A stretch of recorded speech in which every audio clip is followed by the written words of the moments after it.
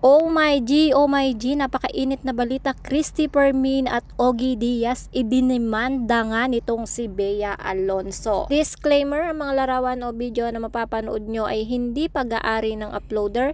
Ito ay ginagamit para sa isang impormasyon, credits to the owners. Hello guys, mainit-init pa at usap-usapan nga ngayon sa social media ang ginawa nga pagsampa ng kaso ng aktres na si Bea Alonso laban nga sa grupo ni na Christopher Min at Ogie Diaz na isa umano sa nagpakalat ng mga malisyosong balita sa social media. Naghahain nga guys si Bea Alonso ng tatlong magkakahiwalay na kasong cyber libel sa Quezon City Prosecutor Office laban sa mga showbiz columnist na si Christopher Min at Ogie Diaz kasama ang mga co-host nga nito. Ang dahilan umano nito ay ang pagpapakalat ng maling balita at impormasyon tungkol sa kanilang mga online show programs na kung saan ipinakakalat nito ay mga balitang nagpapababa sa kanyang moral o pagkatao.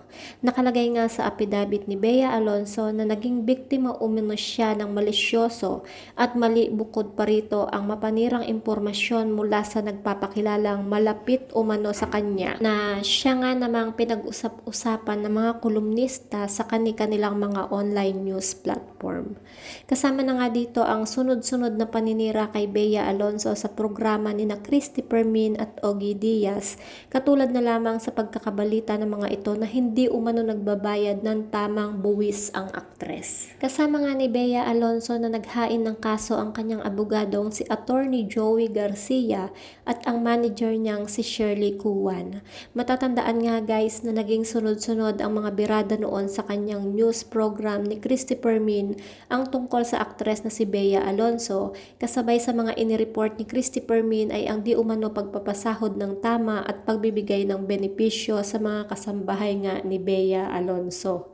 Matatandaan na naging laman ng social media ang halos napakatagal na panahon ang pangalan ng aktres na si Bea Alonso matapos mapabalitang hiwalay na nga ito sa kanyang fiancé na si Dominic Roque. Marami namang mga netizen ang pumuri kay Bea dahil sa pagiging matatag at malakas ang loob nito, na sa wakas ay nagkaroon na umano ng lakas ng loob si Bea para lasampahan ng kaso ang mga taong naninira nga sa kanya. Ayon nga guys sa abogado nitong si Bea Alonso, labis na nga daw na nasaktan itong si Bea at nasagad na ang kanyang pasensya sa mga paninirang puri nga na inilabas nitong si Christopher Min at nitong si Ogie Diaz laban sa kanya. Ito nga yung paliwanag ng legal counsel ng aktres, kaya nagsampa na ito ng tatlong magkakahiwalay na reklamo ng cyber libel laban kay na Christopher Min at Ogie Diaz, pati na rin sa kanilang mga co-host sa kanilang showbiz program. Kabilang din sa idinimanda ay ang hindi pa pinangalan ng netizen na nagsabing kilala nga ni Bea ng personal. Sa news program ng 24 oras nga noong May 2, sinabi ni Attorney Joey na naghain ng mga reklamo si Bea ay paraan upang igiit ang kanyang karapatan. Aniya pa, for the record, this is the very first time that Bea is doing this, sabi pa nga ng abogado. She has been in the industry for more than 20 years and yes, she was greatly devastated. She was affected by all this defamatory statement thrown against her. Ayon pa kay Attorney Garcia, umaasa ang aktres na ang mga akusado ay mananagot sa cyber libel cases.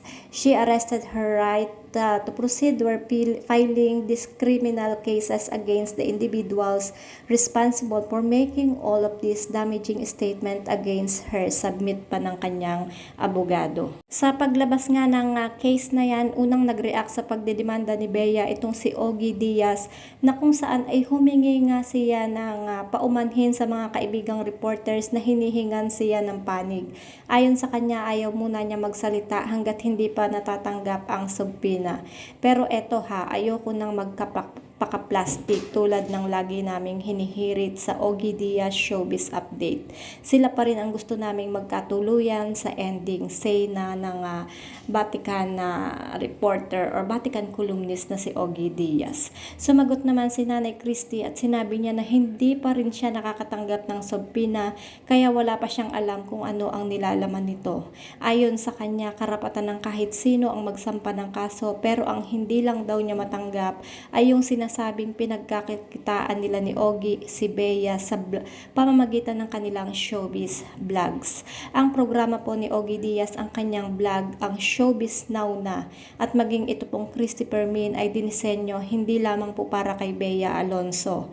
Ito po ay para ibalita ang lahat ng kwento, positibo man o hindi, tungkol sa mga personalidad na tinatawag po nating public figures, sambit pa nga ni Christopher Min. Aniya pa at bilang pampublikong figura po ay kami naman po ay nagtatawid ng mga balita tungkol sa kanila. Hindi po namin maaaring puhunanin si Bea lamang para kumita ang aming mga vlogs. Mali po iyon.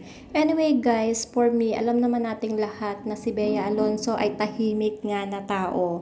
Trabaho lang ng trabaho at hindi nag-iintindi ng mga walang kakwenta-kwenta mga paninirang ibinabato nga sa kanya.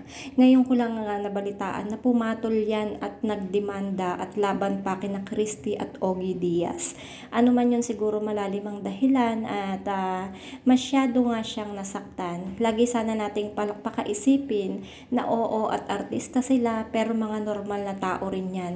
Tulad natin, iba lang ang klase ng kanilang hanap buhay at nasasaktan din sila sa mga ibinabatong paniririra, lalo na kung hindi naman ito totoo. Lalo na siya na wala namang inapakan o inaapakang tao. At kung nasaan man siya ngayon sa estado ng kanyang buhay, yun ay dahil sa kanyang pagsisikap nga.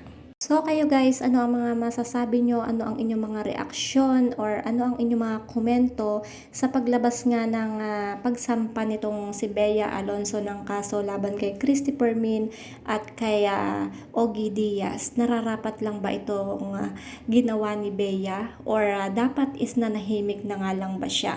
Kung ano ang inyong mga komento guys, just comment down below at kung hindi pa kayo nakasubscribe sa aking YouTube channel, kindly hit the notification bell, like, and share. Maraming salamat guys and ingat po ang lahat. God bless!